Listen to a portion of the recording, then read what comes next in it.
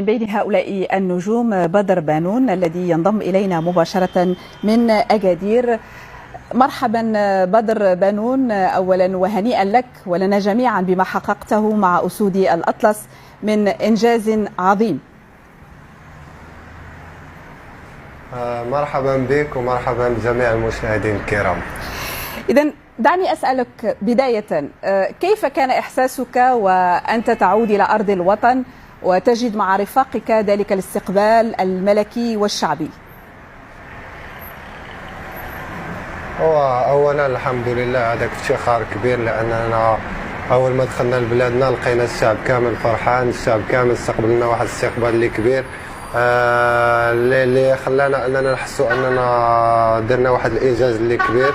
الحمد لله، هذا واجب على أننا ندافع على قميص المنتخب الوطني، وفي نفس الوقت شرف كبير لنا أننا نكون واحد من بين الأبطال اللي حققوا هذه الإنجازات. لطالما كان هناك حديث في السابق على عدم قدرة اللاعب المحلي على الانسجام مع أبناء المهجر الذين يلعبون في أندية دولية، على العكس تماما. لاحظنا في هذا المونديال أنه كان هناك انسجام كبير بينكم، ما سر ذلك؟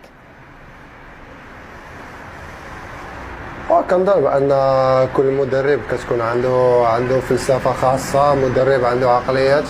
في السابق كانوا مدربين بعقليات أجنبية، كنظن بأن ما كانش كتعطى فرصة للاعب محلي في مرات كثيرة، ولكن كنظن بأن منذ القدوم ديال السي وليد الركراكي عطى الفرصة لجميع اللاعبين، لا اللاعبين المحليين ولا اللاعبين اللي كيلعبوا في الدوريات الأوروبية، وخلق واحد الروح زوينة بين جميع اللاعبين. الحمد لله، هذا الشيء عطى النتائج ديالو، نتائج إيجابية، هو المستوى الكبير اللي ظهر به المنتخب المغربي.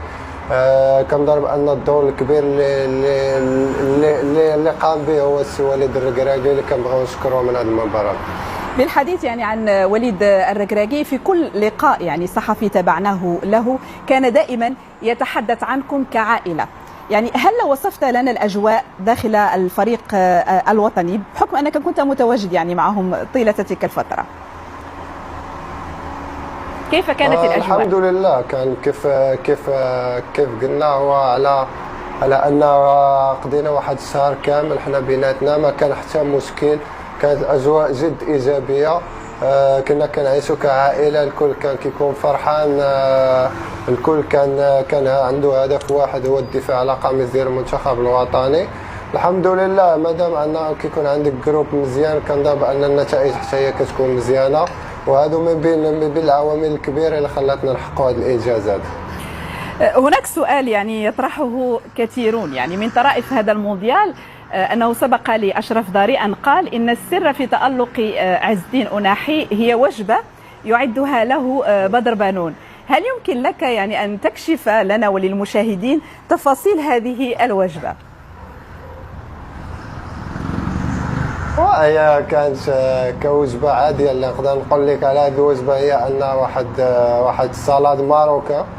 الناس كثير الصراحة كنا كنتمناو على أننا نوصلوا للنهائي، على أننا نكشفوا لهم على هذا السر، ولكن نتمنى إن شاء الله على أنه في النهائي ديال كأس أفريقيا غادي يشوفوا هذه الوجبة، وهذا غادي يكون ما بين الحوافز اللي تخلينا إن شاء الله على أننا نقدموا واحد الأداء اللي جميل وأداء اللي كبير، والهدف الكبير كيبقى الآن هو تحقيق كأس أفريقيا إن شاء الله لهذا الشعب الرائع.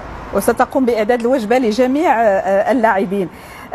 سؤال أخير، عشت بدر تجربة صحية قاسية، وقلت في وقت ما إنك كنت تفكر في الاعتزال، وها أنت اليوم من صناع فرحة قطر. كيف جاء هذا التحول من الاعتزال إلى المجد؟ هو صراحة سر التحول هو الإيمان الكبير بربي. دائما كيكون عندك واحد اليقين على أنه من بعد كل مرحلة صعيبة غادي يعوضك ربي بما أحسن. وكان عندي هذا التحدي، لأنني منذ العودة ديالي المزاولة ديال كرة القدم كان عندي هدف واحد، هو أنني نكون متواجد في اللائحة النهائية رفقة المنتخب الوطني. الحمد لله اشتغلت على هذا الهدف، والدور الثاني كان المنادات ديالي من طرف السي وليد الركراكي اللي كنبغي نوجه ليه التحية. الحمد لله كل واحد كيدوز من فتره صعيبه وكيعرف الناس اللي كيبغيو. كيف قلت سبق لي وقلت الدور ديال العائله ديالي كان مهم، لا العائله الكبيره الوالدين ديالي ولا الزوجه ديالي ولا الاصدقاء ديالي كنبغي نشكرهم. اي واحد وقف معايا في هذيك الفتره. دائما الانسان لازم على انه تكون عنده واحد الشخصيه قويه وما ينزلش يديه ويقاتل حتى لاخر لحظه، وربي دائما كيجازي كل واحد على قد نيته. وهذا درس يتعلمه الجميع. شكرا جزيلا لك بدر بانون.